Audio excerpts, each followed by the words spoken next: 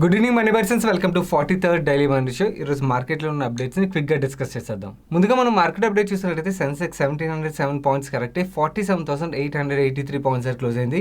Nifty 524 points కరెక్టే 14,310 points దగ్గర close అయింది.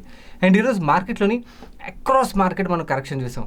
మిడ్ క్యాప్లోని, స్మాల్ క్యాప్లోని, బ్యాంకింగ్లోని, across sectors, most of the సెక్టర్లోని మనం 4-5% దగ్గర కరెక్షన్ చూసాం అన్నమాట. ఇండెక్సెస్ కన్నా ఎక్కువ ఫాల్ అనేది కనబడింది. దీనికి మేజర్ కారణం లాస్ట్ 24 అవర్స్లో కోవిడ్ కేసెస్ రిపోర్ట్ అవడం అన్నమాట. Highest number of Covid cases 1,69,000 పైన కోవిడ్ కేసులు, న్యూ కేసెస్ రిపోర్ట్ అయ్యి.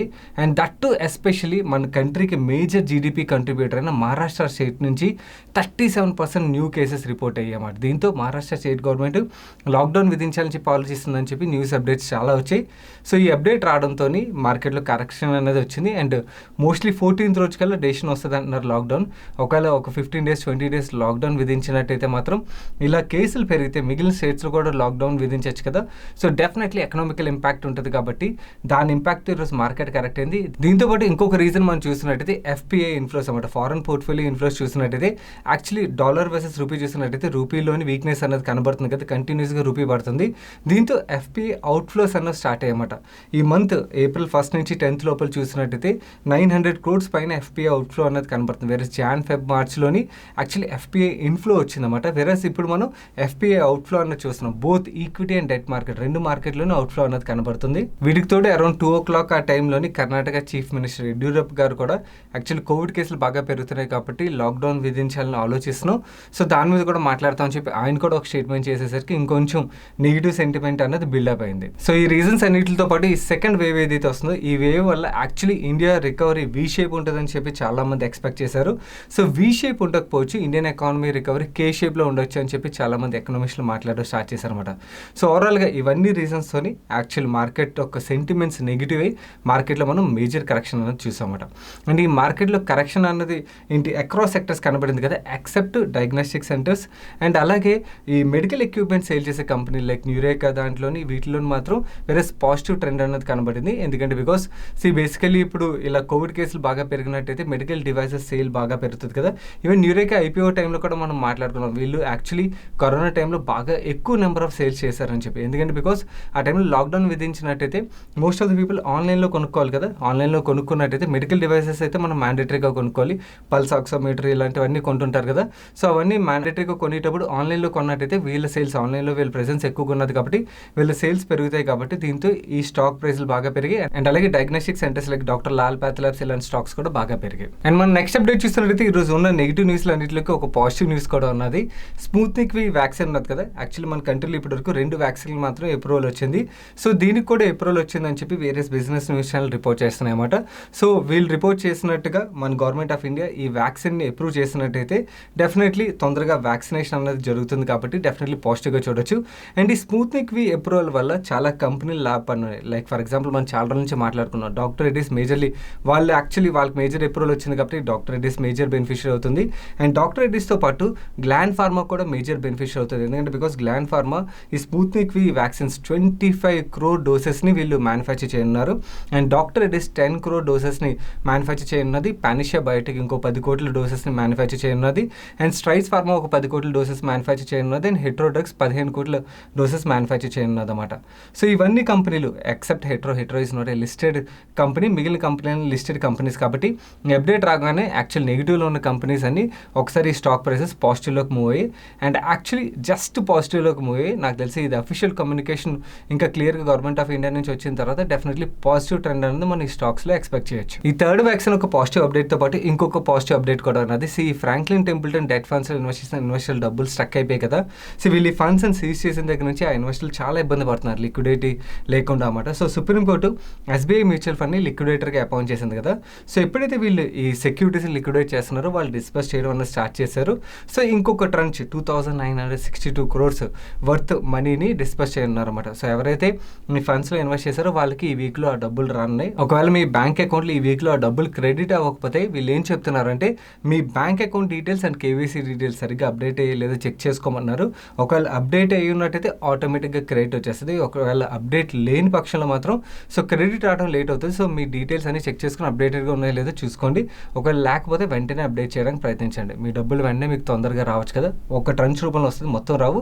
మిగిలిన మల్టిపుల్ ట్రంచెస్లో వీళ్ళు ఎప్పుడైతే ఆ పేపర్స్ని లిక్విడేట్ చేస్తారో అప్పుడు డిస్పర్స్ చేసేస్తారన్నమాట. మన నెక్స్ట్ అప్డేట్ చూసినట్టయితే Adani group and Walmart group ఒక డీల్ సైన్ చేసి, వాల్మార్ట్ ఒక సబ్సిడీ కంపెనీ అయిన ఫ్లిప్కార్ట్ ఏదైతే ఉన్నదో అదానీ గ్రూప్ ఒక company, Adani ports and special economic zones ఉన్నది కదా, దీని సబ్సిడీ కంపెనీని అదానీ లాజిస్టిక్స్ 5,34,000 SFTలోని ముంబైలోని కొత్తగా ఏదైతే లాజిస్టిక్ హబ్ వస్తుందో ఈ లాజిస్టిక్ హబ్లోని ఫుల్ఫిల్మెంట్ సెంటర్ని కన్స్ట్రక్ట్ చేయనున్నారు.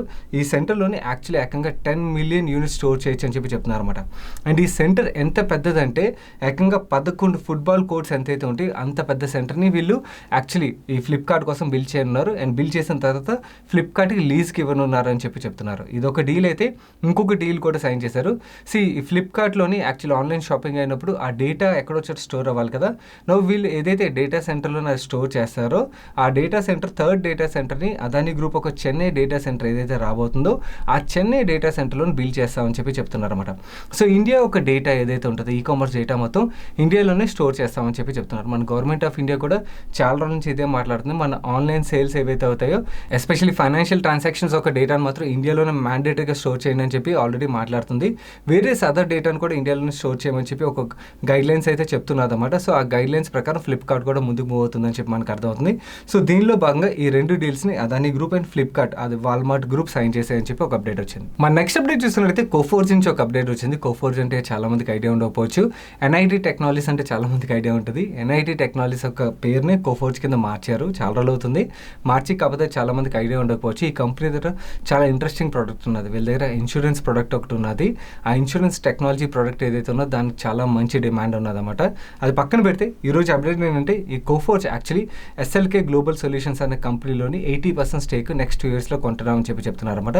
ఫస్ట్ ఇనిషియల్గా 35% స్టేక్ కొంటాం అండ్ ఇంకో 25% స్టేక్ నెక్స్ట్ 23 బిజినెస్ డేస్లో ఎక్వైర్ చేస్తామని చెప్పి చెప్తున్నారు. రిమైనింగ్ 20% స్టేక్ ఏదైతే ఉంటుందో దాన్ని నెక్స్ట్ 2 years లోపల ఎక్వైర్ చేస్తామని చెప్పి చెప్తున్నారు. ఫస్ట్ ఇనిషియల్గా వీళ్ళు ఏదైతే 60% స్టేక్ ఎక్వైర్ చేస్తున్నారో ఈ 60% స్టేక్కి వీళ్ళు 918 crores పే చేయనున్నారని చెప్పి వీళ్ళు అప్డేట్ ఇచ్చారు. డెఫినెట్లీ ఇది యాక్చువల్లీ కోఫోర్జ్కి పాజిటివ్ కింద మనం ఆలోచించాలి. ఎందుకంటే బికాస్ వీళ్ళు టాప్ 5 క్లయింట్స్ ఎవరైతే ఉంటారో one of the biggest clients వాళ్ళు ఇప్పుడు కోఫోర్జ్ పోర్ట్ఫోలియోలో యాడ్ ఉన్నారని చెప్పి వీళ్ళు చెప్తున్నారు. మన నెక్స్ట్ అప్డేట్ చూసినట్లయితే మన ఈ డైలీ మనిషిలో బోరోసిల్ రెన్యూబుల్స్ గురించి మాట్లాడుకున్నాం కదా. మన ఇండియాలో PLA స్కీమ్ వల్ల యాక్చువల్లీ ఈ సోలార్ ప్యానెల్ మ్యానుఫ్యాక్చరింగ్ అనేది పెరగనున్నది. ఆల్రెడీ డిమాండ్ బాగా పెరుగుతుంది. అండ్ ఇలా పెరిగినట్టయితే ఈ బోరోసిల్ రెన్యూబుల్స్ యాక్చువల్లీ మన ఇండియాలో ఈ సోలార్ మీద గ్లాస్ ఏదైతే ఫిట్ చేయాలో ఆ గ్లాస్ని మ్యానుఫ్యాక్చర్ చేసే ఒకే ఒక కంపెనీ కాబట్టి డెఫినెట్లీ ఈ కంపెనీ పాజిటివ్ అని మనం మాట్లాడుకున్నాం కదా.